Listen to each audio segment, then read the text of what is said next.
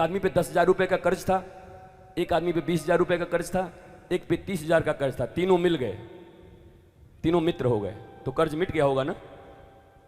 अब तीनों के माथे पे 60,000 का कर्ज है, तीनों मित्र के लिए बस 60,000 भरना।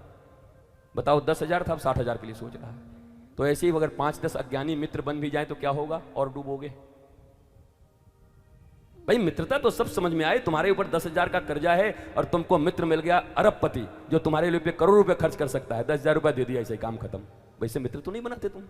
अपने जैसे नंगे भूखे हो, वैसे नंगे भक्कों के मित्र बनाते हो तुम। ज्ञान में, पैसे में नहीं। ज्ञान जैसे तुम नंगे हो वैसे ही नंगों को मित्र बना रहे हो, अज्ञानियों को मित्र बना रहे हो। अरे कहने ये मेरा फ्रेंड है, इसके बारे में कुछ मत बोला करो मामा, मैं बता दे रही हूं। हाँ, अरे हाँ मम्मा को क्या लगा है तेरे को।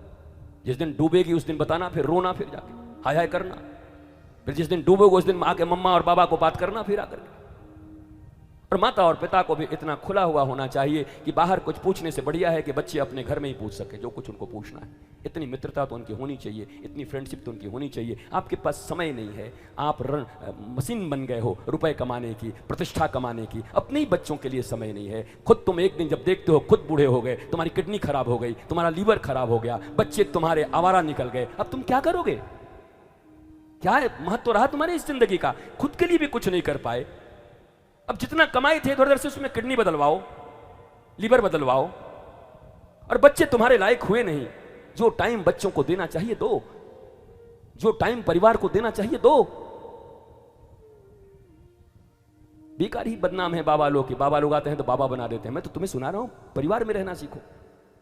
परिवार को समय दो, अच्छे से समय दो, उनके साथ वक्त गुजारिए, चर्चा करिए अपने बच्चों के साथ।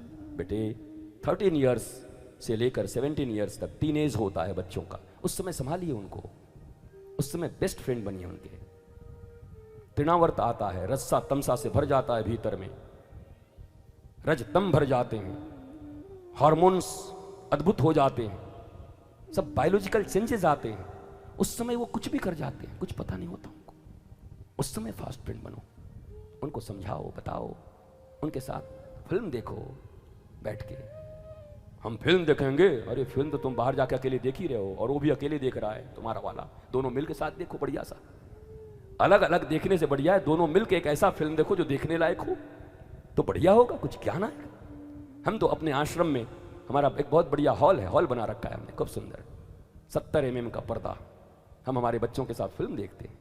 3 घंटे फिल्म देखने के बाद फिर हम विचार विमर्श करते हैं, इसमें क्या देखा, कहां गड़बड़ी नजर आई, वो जो राहुल था उसने क्या किया, खलनायक से क्या गड़बड़ी हुई, माता पिता कहां चूके, भागवत में कहां ये कनेक्ट होता है, रामलीला में ये कहां कनेक्ट होता है। मीमांसा चलती है साहब। फिल्म भी हमारे लिए सत्संग हो जाता है। तुम्हारे लिए सत्संग भी फिल्म बन जा रही है, हमारे लिए फिल्म भी सत्संग बन जा रहा है। बात तो अपनी विज्ञता पर है, बात तो अपनी प्रायोरिटी पर है, प्राथमिकता पर है। कौन सी प्राथमिकता तुम तय करना चाहते हो।